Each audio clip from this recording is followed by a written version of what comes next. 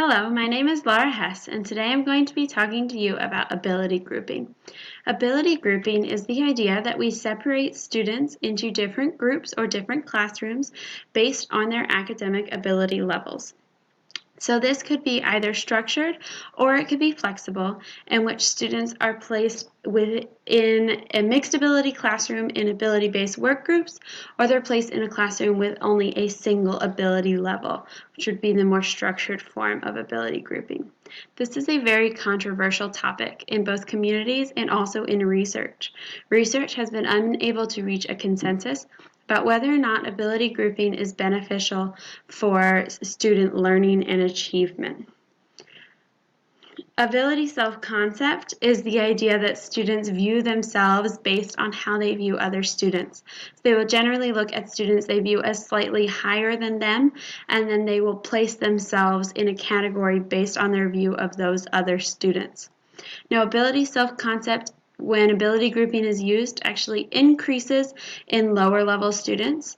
Lower level students are used to comparing themselves to mixed ability groups, but when only comparing themselves to students on their own level, their ability self-concept will increase.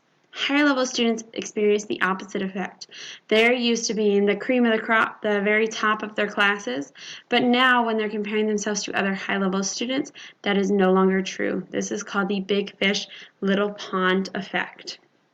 The grade comparison actually matters more than what ability group you are in. So whether or not you are in a high or a low ability group, the fact that you have an A or B is more influential into your ability self-concept than being in the low level group.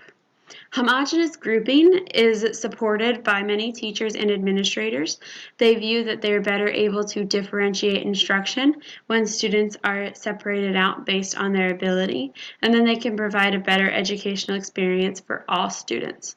However, many argue that there is a decreased quality of education for lower level students when ability grouping is used. Teachers teaching lower level students are generally less experienced, and lower level curriculum is often more repetitive and there's more rehearsal and instruction. This means that we're having a separate but not equal scenario where lower level students aren't being challenged to engage in higher order thinking and are not given the same opportunities as higher level students, both educationally or in their careers. Lower level students will often feel stuck. They'll feel like they cannot improve their performance and their abilities and move up in the system. There have been cases where they have examined different students and found that they should be in a higher ability group than they are in, but they were placed in a lower ability group early in their education. We are also widening the achievement gap between low and high level students as we separate them out and provide a higher level of education for the high level students. Those students are getting farther ahead and lower level students are falling more behind. Economic inequality is tied into this as well. Lower ability students often are made up of students that come from lower socioeconomic backgrounds, and they are given unequal career opportunities, so they are unable to climb up economically. Racial inequality is also exacerbated through this ability grouping. Minorities make up a disproportionate amount of the lower levels, and so they are given fewer educational opportunities, which is widening the racial inequity gap.